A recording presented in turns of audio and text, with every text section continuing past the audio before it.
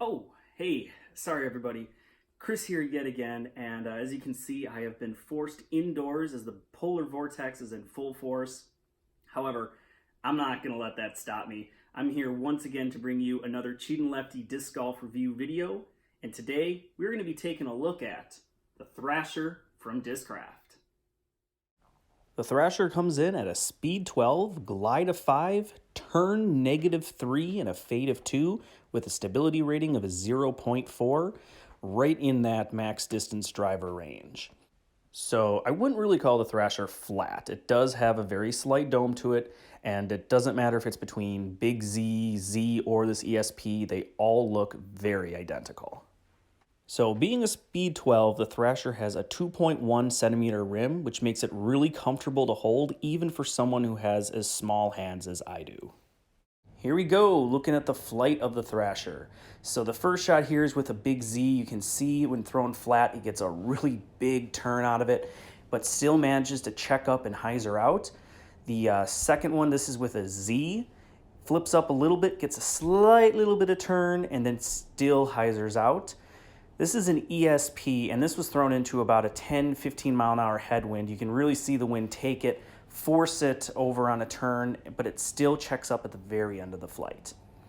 Now, these shots don't look very pretty at all. This is me trying to throw the Thrasher on a straight hyzer. You can see the Big Z flips up, actually almost wants to continue to turn before just kind of more stalling and falling out.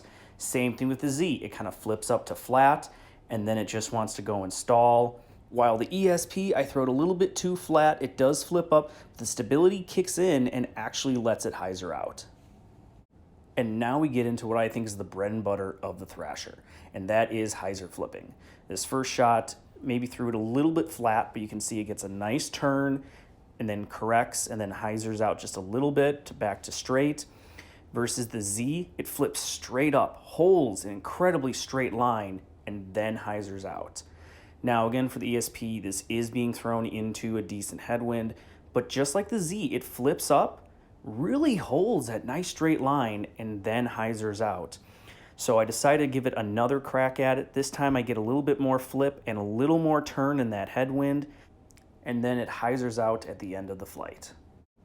Now, along with hyzer flipping the Thrasher, I really enjoy throwing the Thrasher on a forehand. You can see I can get a really nice flip up to flat, get a little bit of turn on the Big Z, and then it'll still have enough stability to hyzer out. The Z just flips up to flat, holds again, just like with backhand, holds dead straight, and then hyzers out. All right, so now it's time for my parting thoughts on the Thrasher. For you slower arm speed players who are looking to take that dive into the distance drivers, this is definitely a disc you should try out, since it's controllable for both backhand and forehand shots. Now it's going to begin by going dead straight and then have a predictable fade in calm to moderate winds. Once slower arm speed players develop that arm speed a bit, it is going to grow more into a flex disc.